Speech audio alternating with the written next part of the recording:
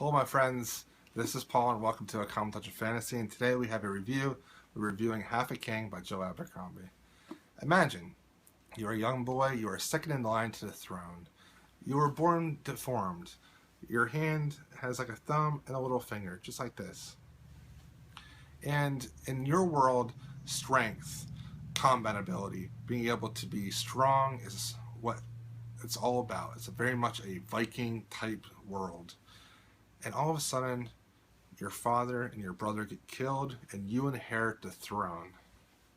You used to be a minister, a person that studied wisdom and facts, but you must now forget all those things and become the new king.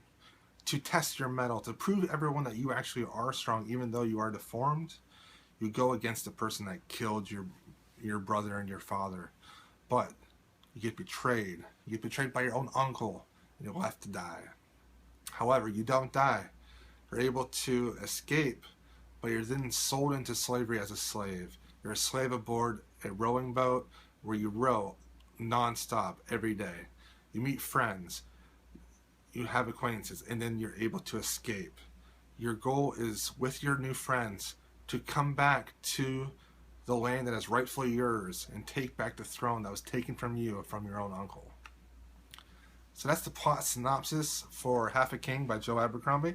This is a young adult fantasy book that is very fast-paced and puts a lot of emphasis on plot. When I say that a book puts a lot of emphasis on the plot, that means that the scenes go from one instance or situation to another relatively quickly. There is not much time for character building and world building. There is next to no exposition in this book. For some people that is great. For other people, they don't really like that much. I personally like more exposition in my books. This was relatively short. It is a YA book though, so yeah, of course it's going to be relatively short. But there's just not much in here to have me connect to the characters. They don't really interact with each other a whole lot. There's not a whole lot of talking between them. There's no downtime between one fight and situation and the next. From chapter to chapter, it could be like a 2-month gap. And at no time do we really see these people traveling a whole lot or really talking to each other to form connections that would be believable for the amount of loyalty that they give each other. Also, the main character, Yarvi, he is very insecure at the very beginning, but by the end of the book, he is a strong character, and for the amount of character exposition in this book, it just really isn't that believable. Also, he makes this decision for the end of the book that I won't talk about, but this decision just really is very faulty in nature. He basically puts his very selfish needs ahead of the needs of a lot of people. I really did not like that about Yarvi, and I just don't really like him as a character. So I thought this book was just okay. I gave it a 2 out of 5. For plot, I gave it a 2. For characters, I gave it a 1.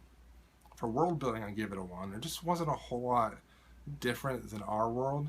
It just wasn't that interesting. For heart and mind aspect, I give it a 1. For writing style, I give it a 2.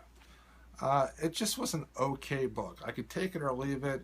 It didn't really add a whole lot to my reading. In fact, a couple days after I finished this, I couldn't even think of some of the characters' names that helped Yarvi in his life. I just couldn't even think of their names because they just didn't really make that much of an impression on me. And unfortunately, if I read a fantasy book, I need to be able to remember everyone that is in like the little questing party. If I don't remember everybody, that means that the author either failed to have me connect to characters or that I just wasn't into the book. So either one, this was just okay. 2 out of 5. I am going to read the next 2 books because I do have them and they're relatively short. And now that I know the characters, maybe it'll help me connect with the characters more because I already know who some of the characters are. So that is my review for Half a King by Joe Abercrombie. Let me know what you thought of it, and please like, comment, and subscribe. Thank you so much for watching.